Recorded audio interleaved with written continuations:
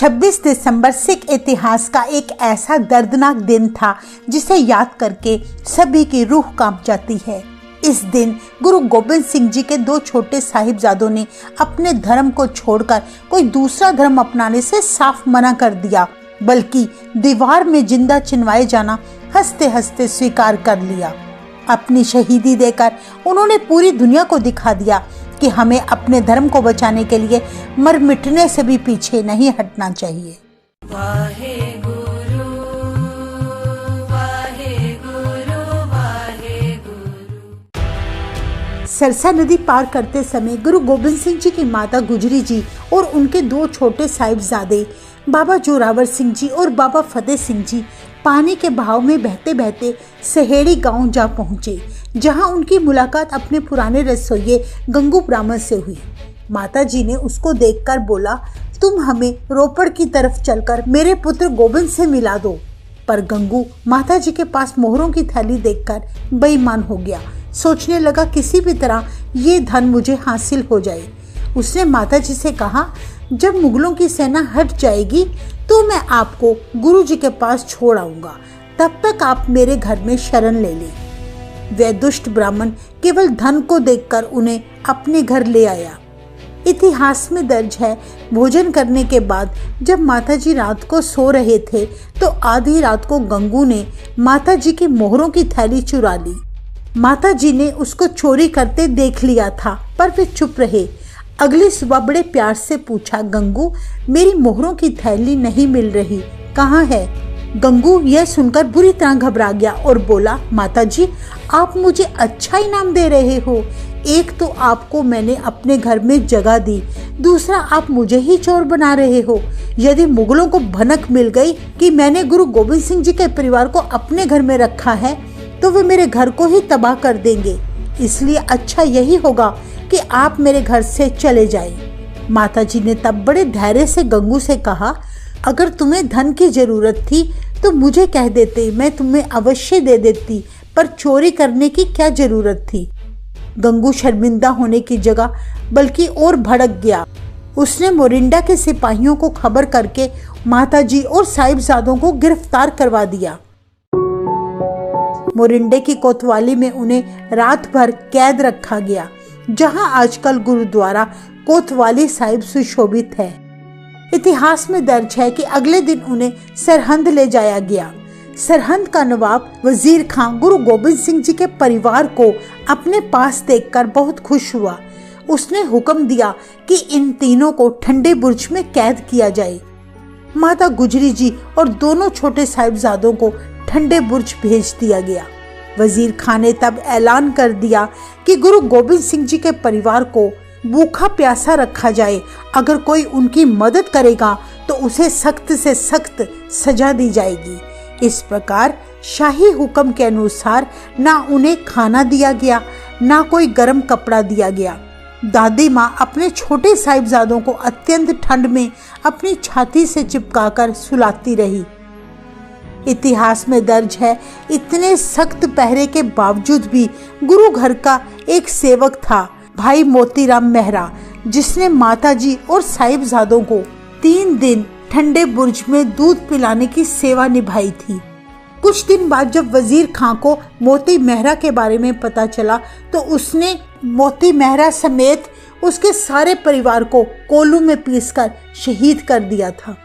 आज उन्हीं की याद में सरहंद में गुरुद्वारा बाबा मोतीराम मेहरा सुशोभित है, जहां आज भी वही 2 गिलास देखे जा सकते हैं जिनमें कभी साहिबजादों ने दूध पिया था।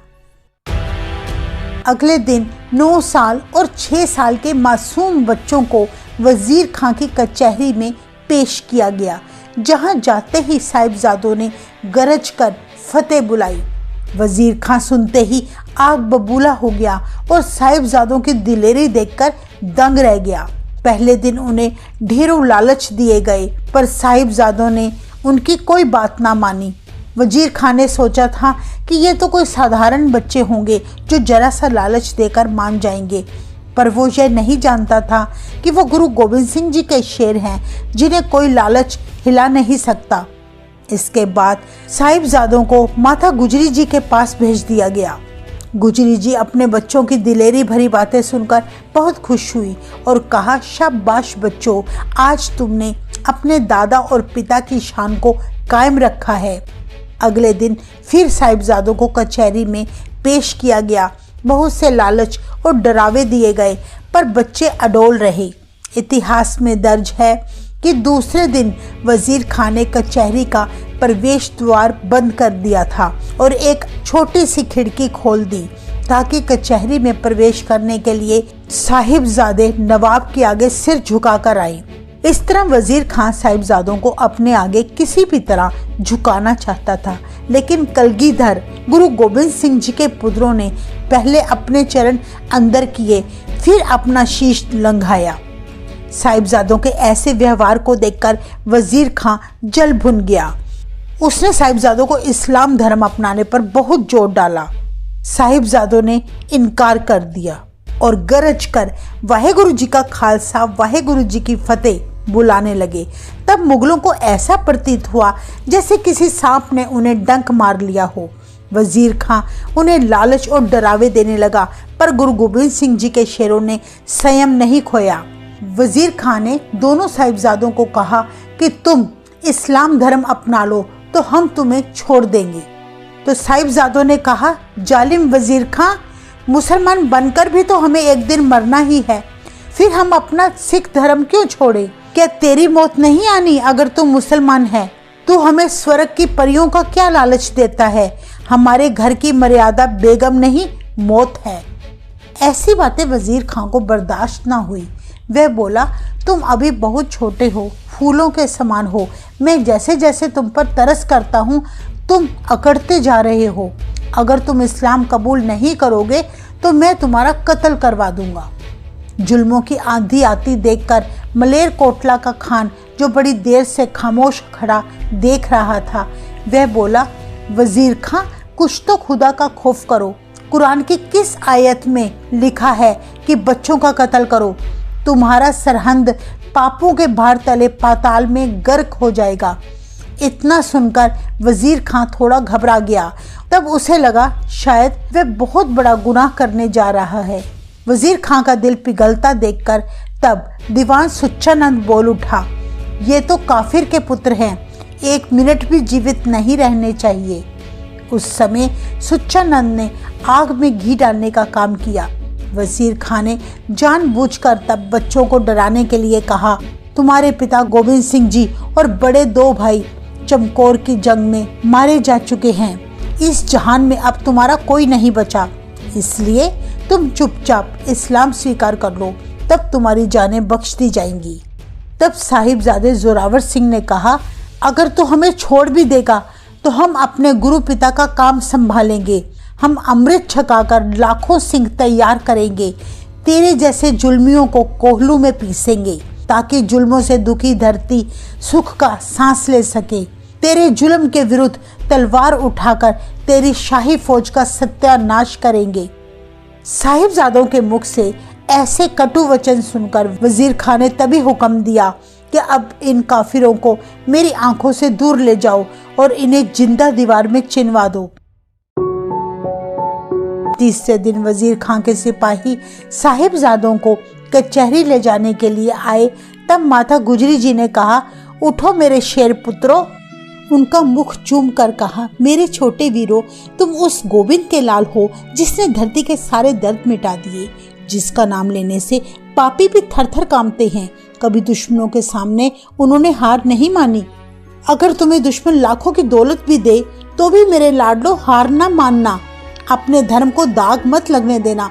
तुम सिक्खी के महलों में मोती बनकर जड़ जाओ। इसके बाद माता जी ने साहिबजादों को छोटी छोटी दस्तारें पहनाकर तैयार कर दिया। जब सूबे के सिपाही साहिबजादों को लेकर जाने लगे तब दादी माँ की आंखों में आंसू छलक पड़े। दादी ने 2 कदम आगे बढ़कर फिर से साहिबजादों को छाती से लगा लिया और कहा, मेरा दिल तड़प रहा है यह सोचकर कि तुम अभी मासूम हो, कहीं मुगलों की चालों में ना आ जाना। अपनी जान की भी परवाह न करना। तब 9 वर्षीय जोरावर सिंह ने कहा, माता जी अब क्यों चिंता करते हो? आप हमें हंसकर विदा करो। हम दुश्मन के सामने कभी हार नहीं मानेंगे।